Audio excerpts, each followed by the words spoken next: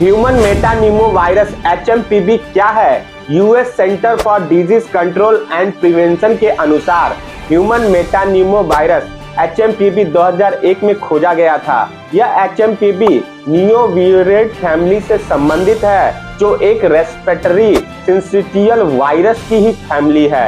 यह आमतौर पर ऊपरी और निचले श्वसन संक्रमण का कारण बनता है, जो सामान्य सर्दी या फ्लू के सामान्य लक्षण पैदा कर सकता है। हालांकि एक्सपर्ट का कहना यह भी है कि कुछ सीरोलॉजिकल सबूत बताते हैं कि यह वायरस कम से कम 1958 से दुनिया में फैला हुआ है। CDC के अनुसार यह सभी उम्र के लोगों को प्रभावित कर सकता है, जिसमें छोटे बच्चे, बुजुर्ग और कमजोर इम्यूनिटी वाले लोग इसके संक्रमण के सबसे अधिक खतरे में होते हैं। ह्यूमन मेटानिमो वायरस HMPV कैसे फैलता है?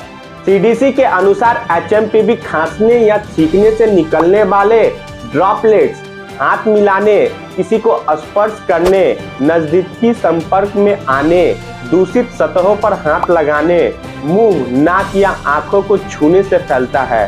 ह्यूमन मेटानिमो वायरस HMPV के लक्षण क्या हैं?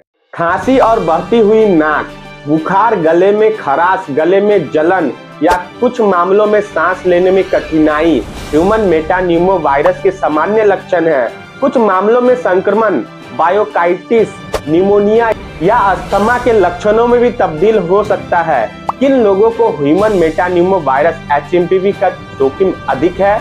मैक्स हेल्थ केयर के मुताबिक 5 वर्ष से कम उम्र के बच्चे, शिशु, वृद्ध और विशेषकर 65 वर्ष से अधिक आयु के लोग, कमजोर इम्यूनिटी वाले लोग, अस्थमा या COPD जैसी श्वसन समस्याओं वाले व्यक्तियों को इसका अधिक जोखिम है।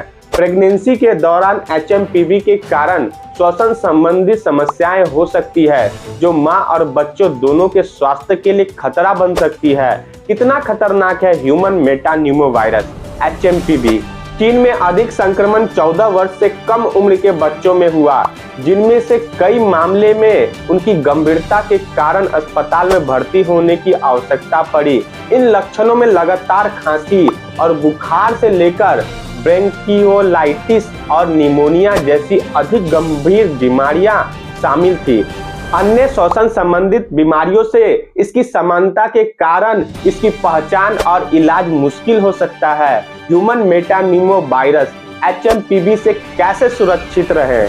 रिपोर्ट बताती है कि इस वायरस के प्रसार को रोकने के लिए चीन में स्वास्थ्य अधिकारियों ने हाथ धोने, मास्क पहनने और समय पर जांच जैसे निवारक उपायों पर जोर दिया। HMPV को रोकने के लिए अभी कोई स्पेसिफिक वैक्सीन नहीं है, इसलिए संक्रमण के जोखिम को कम करने के लिए उन उपायों का अपना सकते हैं। अपने हाथों को साबुन और पानी से कम 20 सेकंड तक धोएं। साबुन और पानी उपलब्ध ना हो तो अल्कोहल आधारित हैंड सैनिटाइजर का उपयोग करें। ऐसे व्यक्तियों से दूर रहें जिनमें श्वसन संबंधित बीमारी के लक्षण दिखे। बार बार छुई जाने वाली सतहों जैसे कि दरवाजे के हैंडल, फोन और काउंट बॉक्स को साफ करते रहें। संक्रमण फैलने वाले या फ्लू के मौसम के दौरान मास्क पहनने से श्वसन बूंदों के संपर्क को कम करने में मदद मिल सकती है। यदि आप में कोई लक्षण हो तो टेस्ट कराएं और डॉक्टर से संपर्क करें। कोविड-19 और HMPV में कितनी समानता है? कोरोना वायरस डिजीज या कोविड-19 एक संक्रामक रोग है जो SARS-CoV-2 वायरस के कारण होता है। HMPV वायरस और SARS-CoV-2 वायरस कुछ मायनों में समान है। जैसे HMPV भी सभी उम्र के लोगों में श्वसन संबंधित बीमारी का कारण बनते हैं और कोरोना वायरस भी इसी तरह से फैलता था। ये दोनों वायरस छोटे बच्चों, वृद्धों और कमजोर इम्यूनिटी वाले लोगों को अधिक तेजी से संक्रमित कर सकते हैं। कोविड-19 और HMPV के लक्षण भी लगभग समान हैं।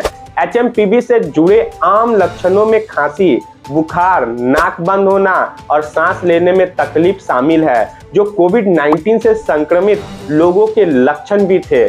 कोविड-19 और HMPV दोनों वायरस संक्रमित व्यक्ति से खांसने और छींकने से निकलने वाले ड्रॉपलेट्स, नजदीकी संपर्क में आने या संक्रमित व्यक्ति द्वारा छुई हुई सतहों को स्पर्श करने से फैलते हैं अमेरिकी सेंट्रल फॉर डिजीज कंट्रोल के मुताबिक कोविड-19 तापमान से प्रभावित होने की वजह से सीजनल था। उसी तरह HMPV भी अलग अलग मौसम में फैल रहा है। हालांकि HMPV के मामले पूरे साल देखने को मिल सकते हैं, लेकिन अमेरिका में सर्दी से लेकर बसंत के मौसम में इसके केस पीक पर होते हैं। भारत के लिए कितना खतरा? National central for disease control के डायरेक्टर डॉक्टर अतुल गोयल ने चीन में HMPV को लेकर हो रही चिंताओं के बीच भारत पर जोखिम के बारे में बात करते हुए कहा कि मौसम स्थिति को लेकर घबराने की कोई बात नहीं है, बस लोगों को सामान्य सावधानी बरतने की जरूरत है। डॉक्टर गोयल ने आगे कहा, हमने देश के भीतर श्वसन संबंधित बीमारियों के आंकड़ों का विश्लेषण किया है। 2024 के आंकड़ों में ऐसी कोई वृद्धि नहीं है। सर्दियों के दौरान श्वसन संक्रमण के मामले अधिक आते हैं और हमारे अस्पताल आवश्यक जरूरतों और बिस्तरों के लिए पूरी तरह से तैयार है। मैं जनता से सामान्य सावधानी बरतने का अनुरोध करना चाहता हूं, जिसका अर्थ है कि जिन लोगों को खांसी और जुकाम है, उन्हें इस बीमारी को फैलने से रोकने के लिए अन्य लोगों के संपर्क में आने से बचना चाहिए और सर्दी और बुखार के लिए निर्धारित सामान्य दवाएं लेनी चाहिए। वर्तमान स्थिति को लेकर चिंतित होने की कोई बात नहीं है। इस तरह का वीडियो देखने के लिए चैनल पे नए हैं तो हमारे चैनल को लाइक, शेयर एवं सब्सक्राइब कर दीजिए। तो मिलते हैं हमारे नेक्स्ट वीडियो में, तब तक के लिए धन्यवाद।